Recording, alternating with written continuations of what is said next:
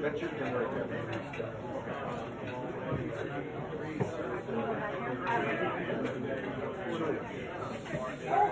That's fine.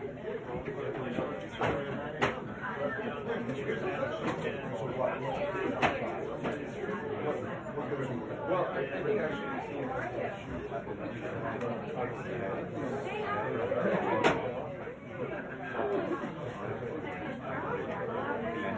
sometimes he's got somebody else with it. Give me a stand.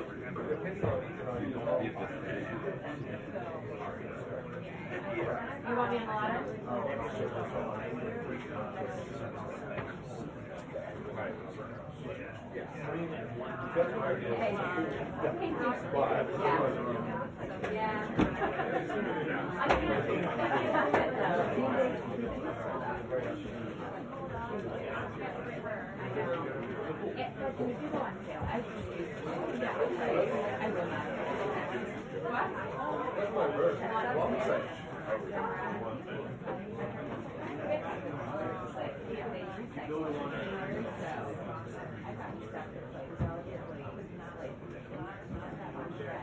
I wish they could make that outside. It's kind of cool, but like, it's doable. The rose garden? No, thank you. Is that a bad idea? Every day. Take control of the sun. It's more work.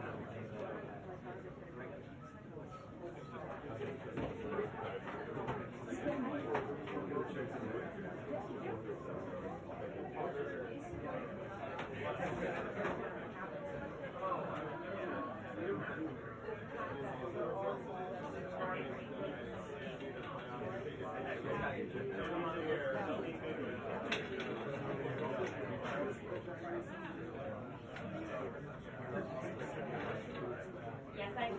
I can come up. Can you hear me? Yes, I can hear you guys.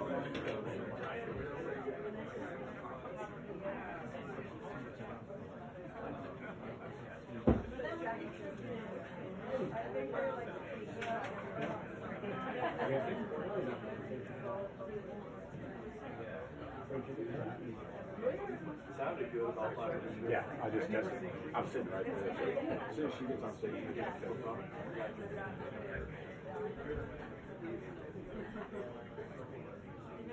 Are you going to give a home?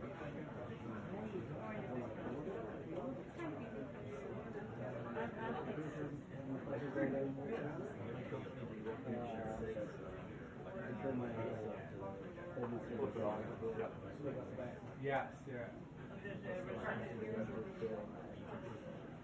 Oh, yeah.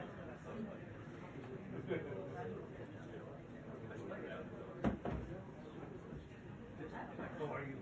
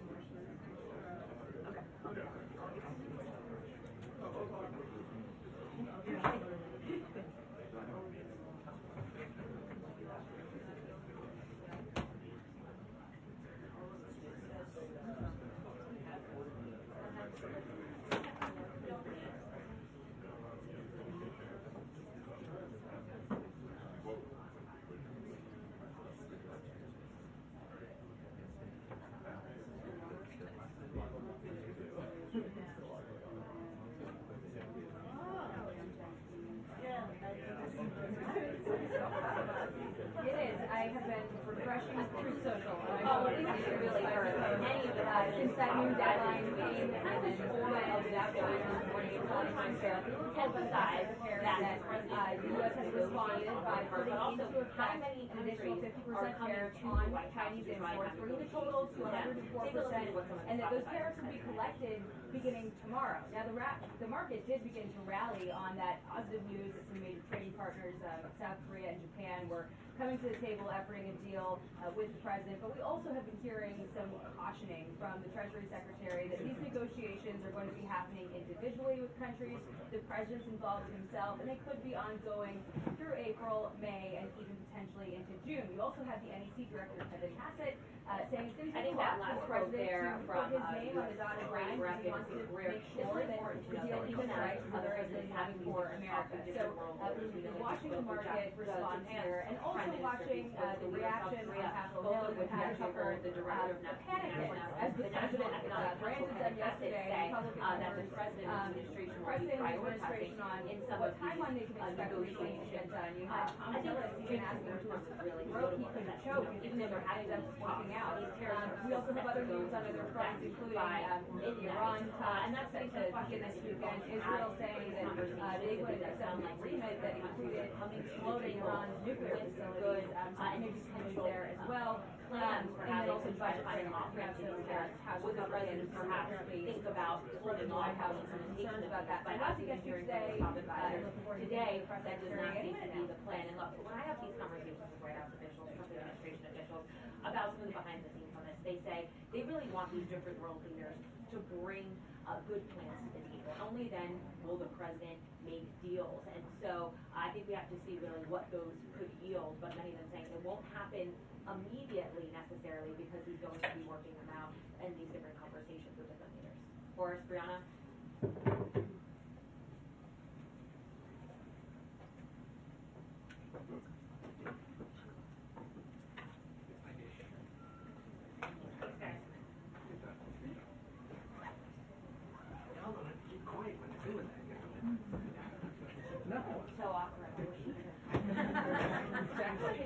Actually better if you're on. I wish you would talk and get looking at me. Brett. The hardwood and cheese also. No, I actually. I'm fine outside when it's nice. You have a really full of your ears. Where? A little bit. Over here? Where? I'm just Brett. Where is that line? Right on the other side. On the post. Here? On the right side. Yeah, down here. Thank you.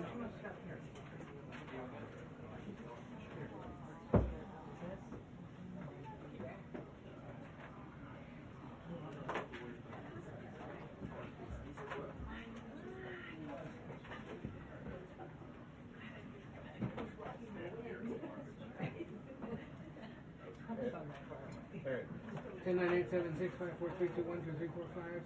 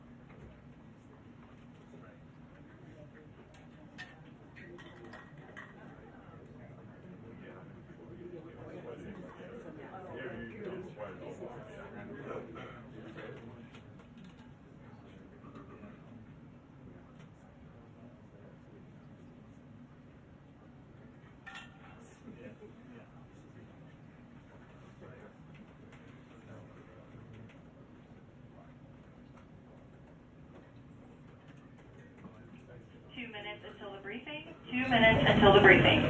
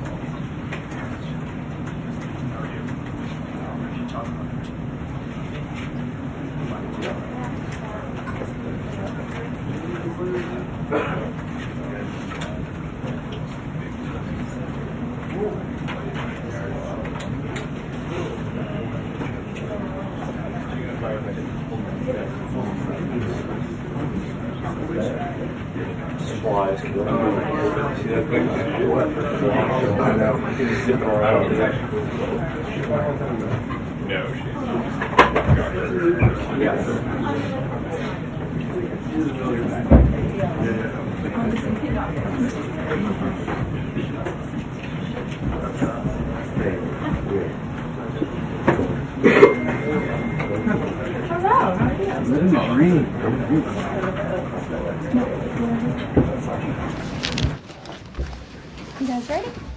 Great. Good afternoon, everybody. How are we? Good to see you all. I have a few announcements off the top today. On April 14th, President Trump will welcome President Bukele of El Salvador for an official working visit here at the White House. They will discuss El Salvador's partnership on using their Supermax prison for Tren de Aragua and MS-13 gang members, and how El Salvador's cooperation with the United States has become a model for others to work with this administration. On April 17th, President Trump will welcome Prime Minister Giorgia Meloni of Italy for an official working visit at the White House as well. The president's thoughts also remain with the families and communities experiencing devastating loss from the severe storms and flooding affected several states across the central U.S. President Trump approved emergency declarations for Arkansas, Kentucky, and Tennessee, allowing FEMA to provide federal assistance like equipment and resources to support state and local emergency response officials who are leading this response on the ground. Last night, the Supreme Court delivered a massive legal victory to the Trump administration and allowed us to continue removing foreign terrorist invaders under the Alien Enemies Act. This was a smackdown to a rogue left-wing, low-level district court judge who have relentlessly tried to stop President Trump from using his core constitutional powers as head of the executive branch and as commander-in-chief. The highest court in the land made it clear that the President of the United States has the power to protect our homeland and forcibly remove foreign terrorists who pose a grave threat to families and communities. Thank you to the Supreme Court for upholding the rule of law and protecting the Constitution. Our message to the monster Tren de Aragua and MS-13 terrorists still hiding illegally inside our country is clear. Deport yourself now, or you will be locked up and sent back to your home country. On another matter, the historic Liberation Day announcement last week by President Trump made it very clear that the era of American economic surrender is over. President Trump is no longer going to allow American workers and companies to be ripped off at the hands of foolish trade practices that shipped away millions of high-paying jobs and hollowed out communities across the country. It's America first, all the way. And despite fear-mongering by the media, the world is clearly responding to President Trump's approach. Just yesterday, President Trump held a bilateral meeting with Israeli Prime Minister Benjamin Netanyahu here at the White House. The Prime Minister pledged to immediately eliminate America's trade deficit with Israel and remove their trade barriers. Israel's proactive approach should serve as a model for the rest of the world. Also yesterday, the President spoke with Japan's Prime Minister, who wants to negotiate as well. The President also spoke to the acting President of South Korea this morning. He has tasked Secretary Bessent and U.S. Trade Representative Jamieson Greer to lead these talks. In total, since the Liberation Day announcement, nearly 70 countries have already reached out to the President to begin a negotiation. Countries are falling over themselves to reform their unfair trade practices and free open their markets to our country. Why? Because these countries greatly respect President Trump in the sheer power of the American market. These countries realize they've gotten filthy rich over the past few decades by imposing substantial tariffs on American-made products and ridiculous non-monetary barriers to block out American industry. The jig is up. Past American presidents sat by and let this happen, but President Trump stood up for our country, and he is saying no more. The president's message has been simple and consistent from the beginning. To countries around the world, bring us your best offers, and he will listen. Deals will only be made if they benefit American workers and address our nation's crippling trade deficits. America does not need other countries as much as other countries need us, and President Trump knows this. He's going to use the leverage of our markets and our country to the advantage of the people he was sworn in to represent. On the other hand, countries like China, who have chosen to retaliate and try to double down on their mistreatment of American workers, are making a mistake. President Trump has a spine of steel, and he will not break, and America will not break under his leadership. He is guided by a firm belief that America must be able to produce essential goods for our own people and export them to the rest of the world. A strong America cannot be solely dependent on foreign countries for our food, medicines, and critical minerals. And America must always maintain a robust defense supply chain. Reprioritizing and strengthening our manufacturing industry are essential national and economic security issues of the utmost importance to President Trump. By focusing on supercharging the onshoring of American manufacturing, the president is already delivering on his promise to usher in an economic golden age for our country. Just look at Friday's jobs report, which smashed expectations for the second straight month. The American economy added 228,000 jobs, nearly 100,000 more jobs than economists predicted, and the fourth highest month for private payroll growth in the past 2 years. There was also a sharp increase in transportation, construction, and warehousing employment. And in just 11 weeks, President Trump has secured more than $1.5 trillion in private sector investment. This is $500 billion more than Joe Biden secured in his entire term. This record-breaking private sector investment will create roughly 350,000 American jobs and counting. If you add up all of the investment pledges from foreign governments, President Trump has secured an incredible $5 trillion in total investments already. In the months ahead, President Trump's pro-growth economic agenda will be fully realized. The largest deregulatory effort in American history is underway. Unnecessary, burdensome, costly red tape is being eliminated by this entire federal government every day, driving down costs and massively boosting small businesses. So far, President Trump's deregulation effort has already saved Americans more than $180 billion, equivalent to $2,100 per family of 4. The president's drill baby drill energy agenda, which he will discuss later this evening in the East Room, is capitalizing on the abundance of natural resources under our feet to generate more affordable electricity, cheap gas, and quality new jobs. All of this will combine to end the Biden-imposed cost of living crisis that's absolutely crushed American families. Under President Trump, the American energy industry will lead the globe over the next century, delivering lower prices and significantly strengthening our country's economic position. At the president's direction, Republicans in Congress are working quickly to pass one big, beautiful bill, which will also include the largest tax cut in American history.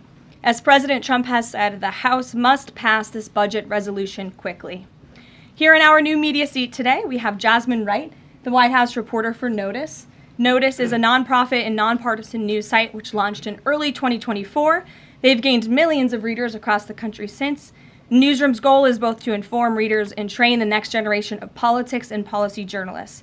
They also partner with state newsrooms and to give local communities more knowledge of what their representatives are doing in Washington, D.C. With that, please kick us off, Jasmine. Thanks so much, Karoline. A couple questions for you. The first one being, can you explain the White House's evolution from this is not a negotiation on tariffs to countries should pitch us and start negotiations on tariffs? As the president said yesterday, Jasmine, both things can be true at the same time. And it is a non-negotiable position that the United States has faced a national security and economic crisis because of the unfair trade practices by countries around the world. As for the president, I have maintained this position. The entire administration has always said that President Trump is willing to pick up the phone and talk.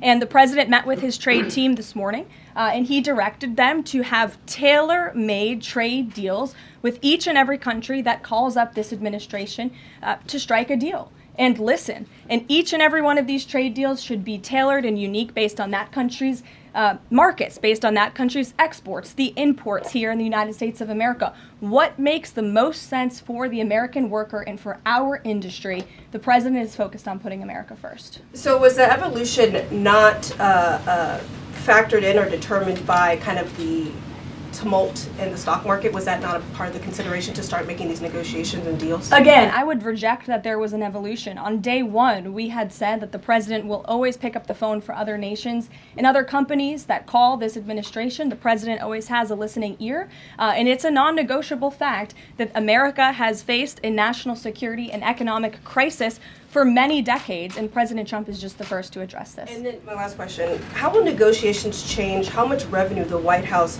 is planning to make from the tariffs? Well, that has yet to be seen, but as the president said, the reciprocal tariffs, which will continue to go in effect as these deals are negotiated and ongoing, will generate trillions of dollars in revenue to the United States. And this is twofold. The president wants to onshore jobs here to the United States of America. He wants to boost our manufacturing industry. He also wants to tackle these crippling deficits with almost every single country around the world. Jackie. Thanks, Karoline.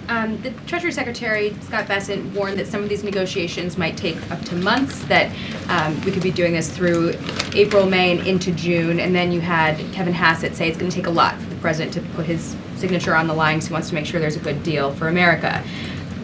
Is the president operating on any sort of a timeline or deadline where he wants this completed by?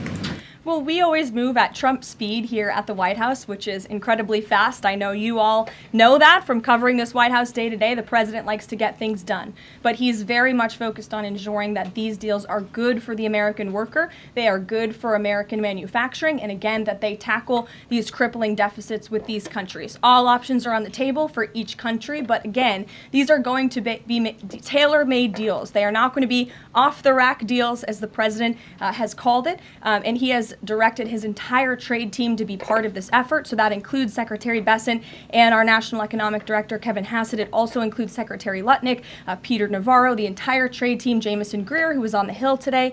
Everybody who was involved in this incredible, fair, reciprocal trade agenda will continue to be involved in negotiating these deals. And then yesterday, Goldman Sachs put out a research note.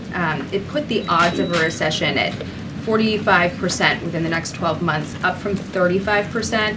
But Peter Navarro guaranteed last night no recession. Does the president agree with him on that? I know the president in the past has been leery of making definitive statements on that. I can speak for the president, and I can speak for the optimism that he sees in our economy every day. Again, when you talk about the massive deregulatory efforts that are happening across the board, when you talk about how oil prices are down, gas prices are down, egg prices are down, we're cutting costs for the American worker, for the American consumer. We also see trillions of dollars of investments pouring into this country every day, and we're working hard now on the tariff side of the president's economic agenda. But don't forget, the next side of this is tax cuts, and we're counting on Capitol Hill to get those done, the largest tax cuts in history. Does that mean that without those tax cuts coming through, that the likelihood of a recession is greater? No, that's not what I said. I'm just saying be mindful of the whole of government economic approach that this administration is taking every day.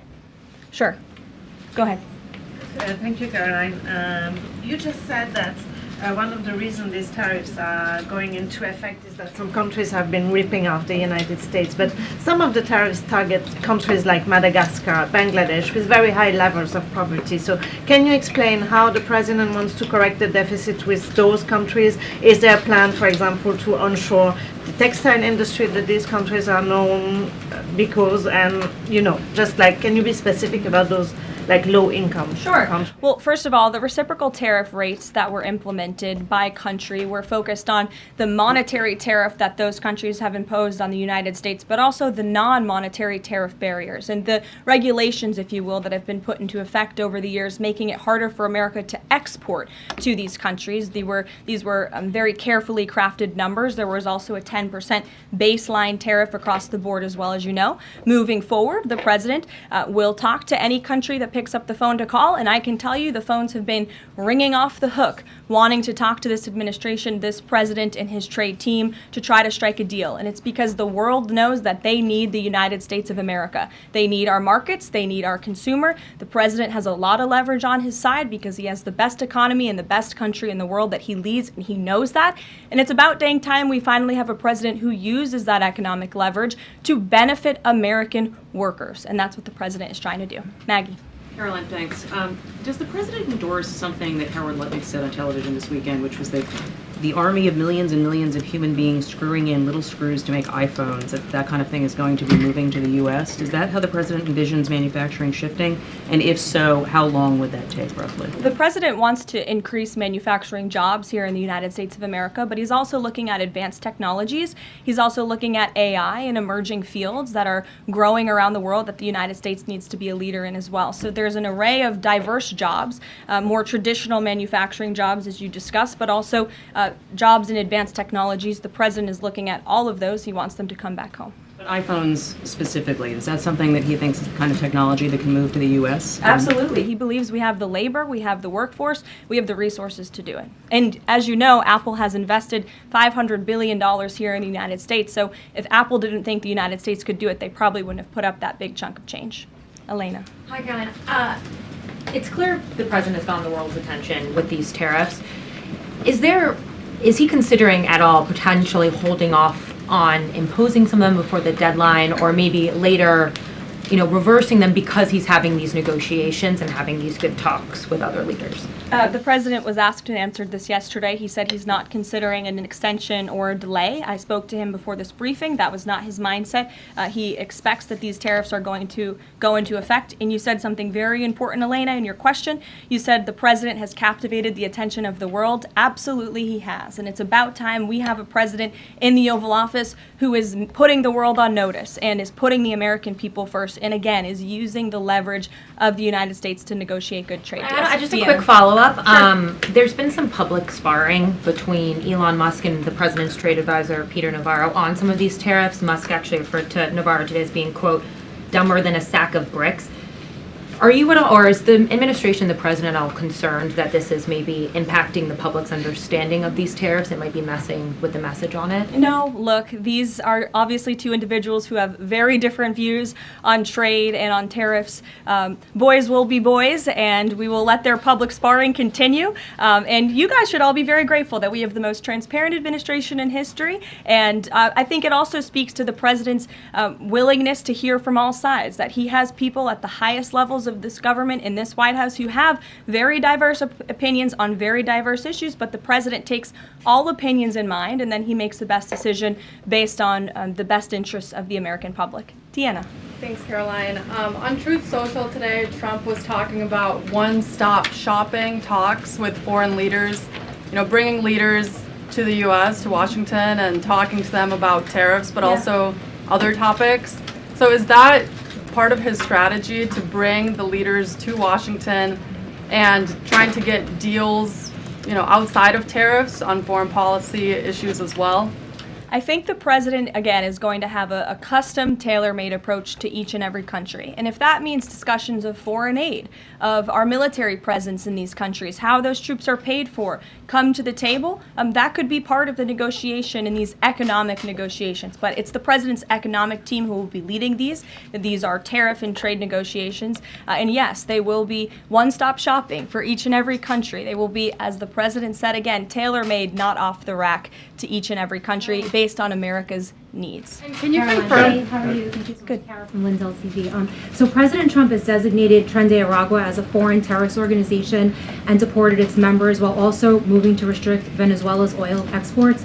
Is the administration preparing additional military or economic actions against Venezuela and the Maduro regime? And my second question is about Supreme Court Justice Amy Coney Barrett. Is the administration have a comment on her decision to go with the liberals and go actually with the Tren de Araguas?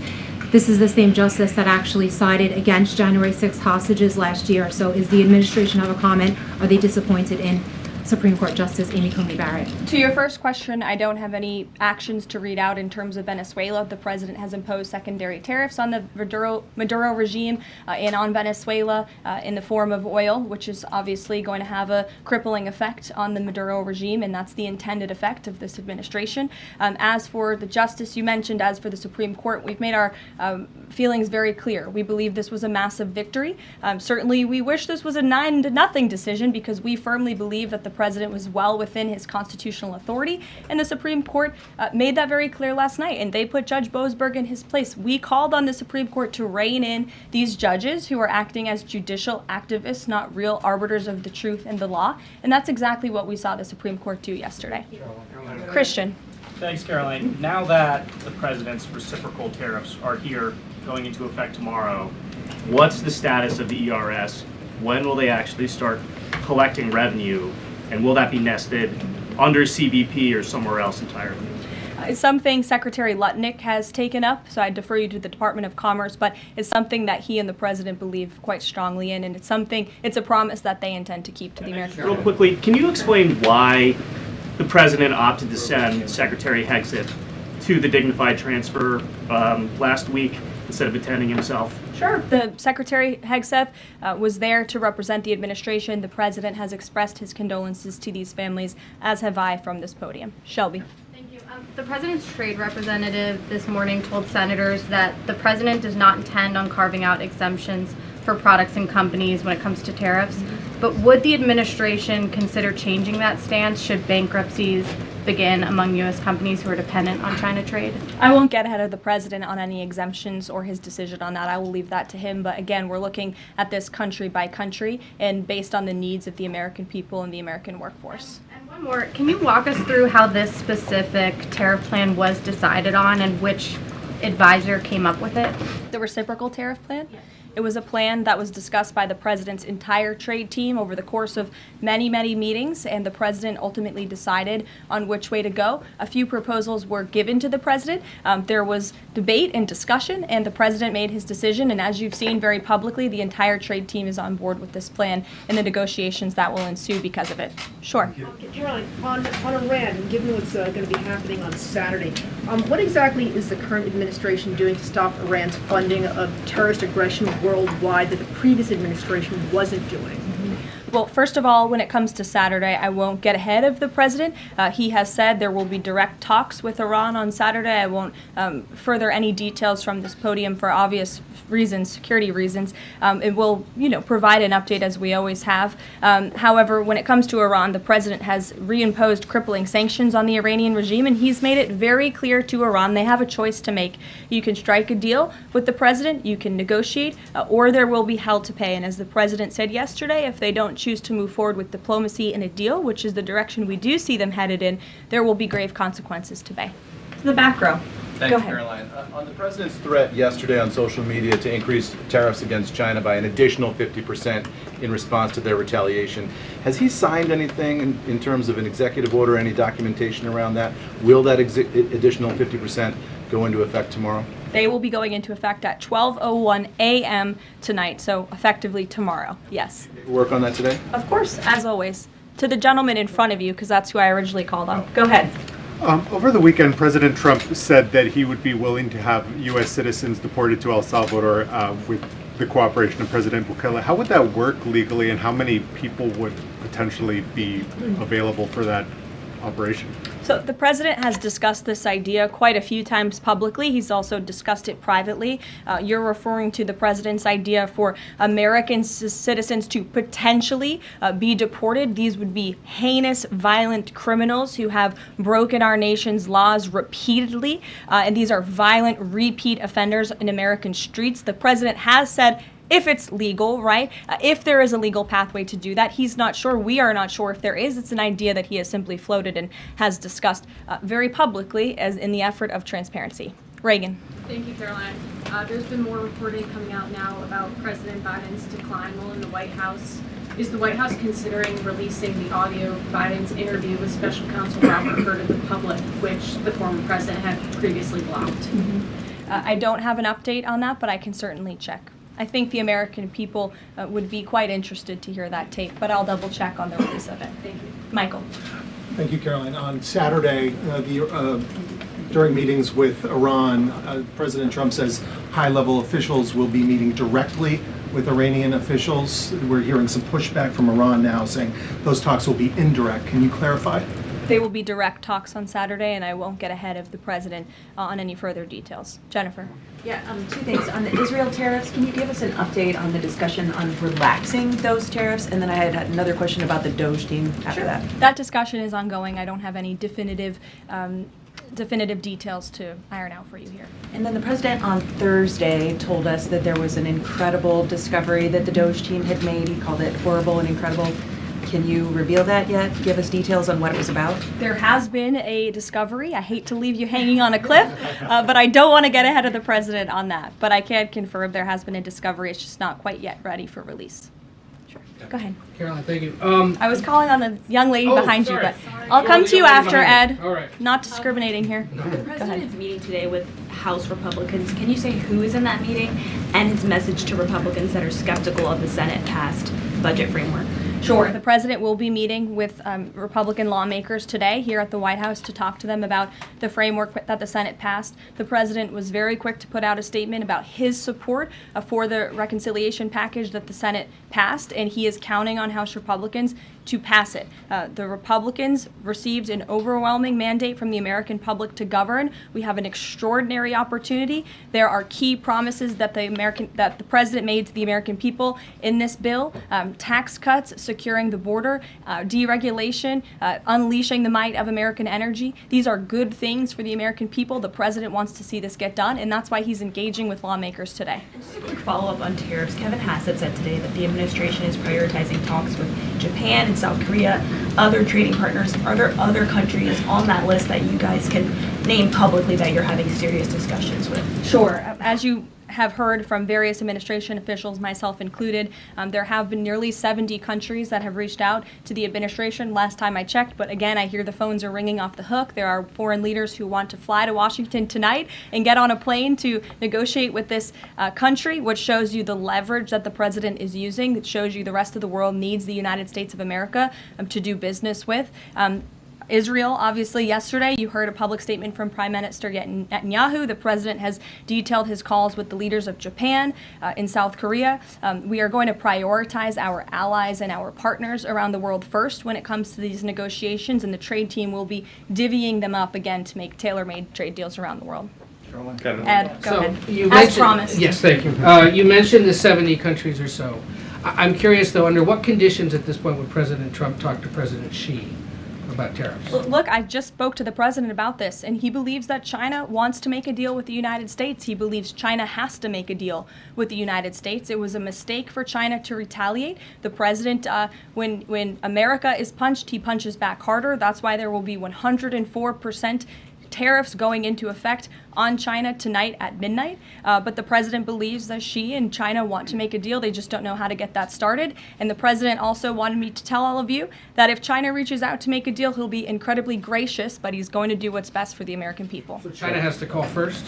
The Chinese want to make a deal. They just don't know how to do it. But the president will be implementing these 104% tariffs on China tonight. Under what conditions might he consider lowering tariffs on China at this point? It would be imprudent of me to tell you those conditions here from the podium.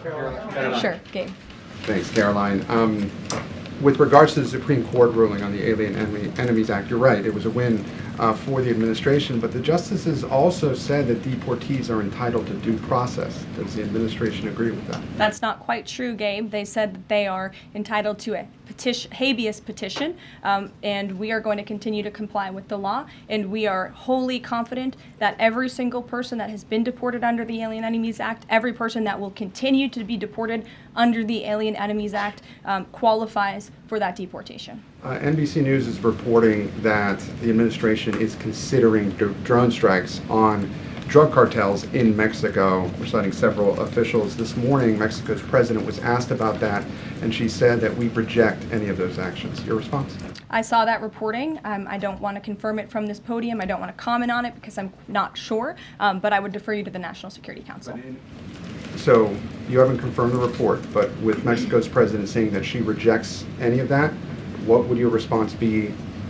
How is the relationship then between Mexico's president and the White House right now over targeting drug cartels? Well, first of all, the relationship between President Sheinbaum and President Trump is quite good, and I think both world leaders would tell you that.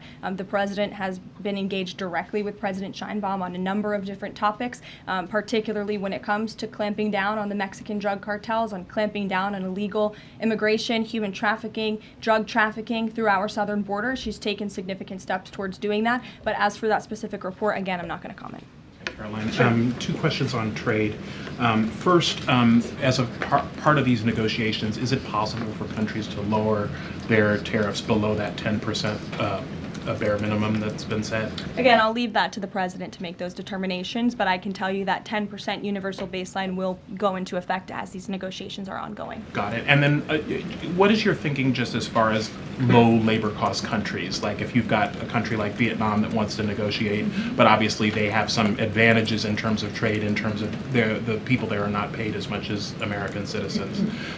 What is kind of the thinking? Can they still achieve a good kind of trade outcome with the United States? Well, again, you're right to point out that different countries have different labor markets. They have different skills, if you will, different resources, and the president is going to take all of that into account. His team will take all of that into account when they're negotiating these deals. I do just want to point out one thing, that the president, everybody in Washington, whether they want to admit it or not, knows that this president is right when it comes to tariffs and when it comes to trade. In fact, Democrats have long said that the United States of America has been ripped off by the countries around the world. They just don't want to admit it now because it's President Trump who is saying that. In June of 1996, Nancy Pelosi spoke on the House floor. She urged her colleagues at the time to fight against the status quo trade policies that had contributed to America's trade deficit with China. In fact, Nancy Pelosi said, "How far does China have to go? How much more repression? How big a trade deficit? How many jobs have to be lost for the American workers? How much dangerous proliferation has to exist before members of this House of Representatives will say, 'I will not endorse the status quo'?" Those are the words of Nancy Pelosi in 1996. Well, President Trump is finally answering her call 27 years later. Nancy Pelosi can thank President Trump today for the 104% retaliatory tariff that will be going into effect on China. In 2007, Chuck Schumer spoke of our nation's crippling trade deficit, saying these are the kinds of records the American people don't want us to be breaking. The administration needs to move beyond words, take action now to reverse a trend that threatens our prospects for future economic growth. And Chuck Schumer said that in 2007. Finally, in 2025, President Trump is taking action. Recently defeated Democrat Sherrod Brown said on deficits in 2012 that our deficit then at China had reached an all-time high, and it was on pace to recede last year's record. The trade deficit had cost American workers millions of jobs at the time. These are the words of Democrats years ago. It is about time America finally has a president who is taking action to restore those millions of jobs back to the United States of America, to boost our manufacturing industry. He's doing what's right for the American people. It will take a lot of labor. It will take a lot of effort. But that's exactly what the American people elected this president to do. He will be talking about our energy agenda at 3 o'clock today over in the East Room. As you all know, he will be signing a bill to unleash the might of our beautiful, clean coal industry in this country, which is a reliable energy source also for AI. There's a great story in Bloomberg today, actually, about the executive order that will be signed later. So we'll see you all there. I'll let the president speak more. We'll see you later. Thanks, guys.